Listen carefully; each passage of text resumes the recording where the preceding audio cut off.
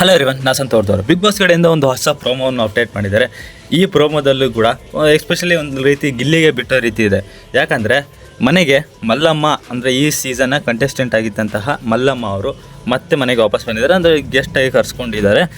ಈ ಟೈಮಲ್ಲಿ ಏನಂದರೆ ಬಂದಂಥವರು ಫಸ್ಟಿಗೆ ಅವರು ಎಲ್ಲರನ್ನೂ ಮಾತಾಡ್ತಿದ್ದಂಗೆ ಗಿಲ್ಲಿನ ಹೋಗಿ ಮಾತಾಡ್ತಾ ಇರ್ತಾರೆ. ಅಷ್ಟೇ ಅಲ್ಲದೆ ಗಿಲ್ಲಿ ಜೊತೆಗೆ ಹೆಚ್ಚು ಟೈಮ್ ಸ್ಪೆಂಡನ್ನು ಮಾಡ್ತಾ ಇರೋದು ತುಂಬ ಎದ್ದು ಕಾಣಿಸ್ತಾ ಹೋಗುತ್ತೆ. ಇದೇ ವಿಚಾರವಾಗಿ ಧ್ರುವಂತ್ ಮತ್ತು ಅಶ್ವಿನಿ ಕೂಡ ಮಾತಾಡ್ಕೊಳ್ತಾರೆ. ಏನೋ ಈಗ ಹೊರಗಡೆ ಬಂದಮೇಲೆ ಯಾಕೆ ನಮ್ಮ ಕಡೆ ಒಲವಿಲ್ಲ, ಯಾಕೆ ಗಿಲ್ಲಿ ಕಡೆನೇ ಜಾಸ್ತಿ ಒಲವು ಆಗ್ತಾ ಇದೆ ಅಂತ ಹೇಳ್ಕೊಂಡು ಧ್ರುವಂತ್ ಮತ್ತು ಅಶ್ವಿನಿಯವರು ಕೂಡ ಮಾತಾಡ್ತಿರ್ತಾರೆ. ಅಂದರೆ ಗಿಲ್ಲಿಯ ಎಫೆಕ್ಟು ಹೊರಗಡೆ ಹೇಗಿದೆ ಅನ್ನೋದು ಮನೆಯವ್ರಿಗೂ ಕೂಡ ಗೊತ್ತಿದೆ. ಬಟ್ ಅದನ್ನು ಹೇಗೆ ಹೇಳಬೇಕಂತ ಗೊತ್ತಾಗ್ತಿಲ್ಲ. ಯಾಕಂದರೆ ಮನೆಯಲ್ಲಿ ಇದ್ದಂಥವ್ರಿಗೂ ಗೊತ್ತು, ಮನೆಯಲ್ಲಿ ಹೊರಗಿದ್ದಂಥವ್ರಿಗಂತೂ ಯಾರು ಗೆಲ್ತದೆ ಅಂತ ಪಕ್ಕಾ ಗೊತ್ತು.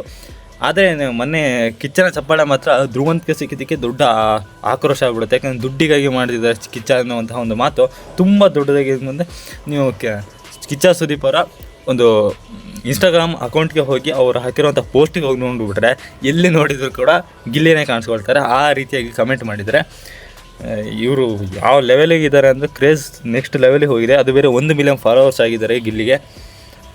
ಗೊತ್ತಿಲ್ಲ ಗಿಲ್ಲಿನ ಅಷ್ಟರ ಮಟ್ಟಿಗೆ ಇವರು ತಲೆ ಮೇಲೆ ಹಚ್ಕೊಳ್ತಾರೆ.